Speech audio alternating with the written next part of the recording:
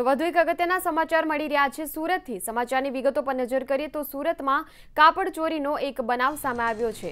સુરતના આરકેટી માર્કેટની આ ઘટના કે જ્યાં કાપડ ચોરીનો બનાવ સામે આવ્યો છે ત્યારે વેપારીઓ દ્વારા સમગ્ર આ કાપડ માર્કેટ જે છે તેને બંધ રાખવામાં આવ્યું છે। તો સુરતમાં 4000 જેટલી દુકાનો છે આ માર્કેટમાં અને વેપારીઓ દ્વારા વિરોધ પ્રદર્શન કરવામાં આવ્યું છે। 112 જેટલા વેપારીઓની દુકાનોમાંથી કાપડ ચોરાયા હોવાની ઘટનાઓ સામે આવી છે।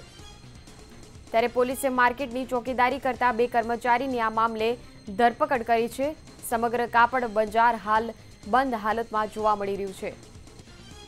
તો સુરતના આરકેટી માર્કેટનો આ બનાવ કે જ્યાં દુકાનોમાંથી મોટા પાયે કાપડની ચોરી થતી હોવાની વિગતો સામે આવી રહી છે ત્યારે વેપારીઓ દ્વારા આ સમગ્ર કાપડ માર્કેટને બંધ રાખવામાં આવ્યું છે। 4000 જેટલી દુકાનો જે આવેલી છે આ માર્કેટ યાર્ડમાં તેમના વેપારીઓ દ્વારા સમગ્ર મામલે વિરોધ કરવામાં આવી રહ્યો છે।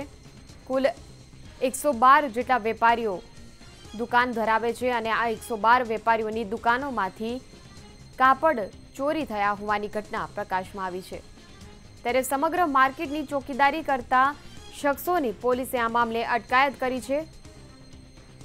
વધુ પૂછપરછ પોલીસ દ્વારા હાથ ધરવામાં આવશે। આ દ્રશ્યો જેમ આપ જોઈ રહ્યા છો આરકેટી માર્કેટ જે છે સંપૂર્ણપણે બંધ રાખવામાં આવ્યું છે। કાપડ ચોરીના મામલે પોલીસ દ્વારા કોઈ કાર્યવાહી ન કરાતા વેપારીઓ રોષે ભરાયા હતા અને બંધ રાખવામાં આવ્યો હતો।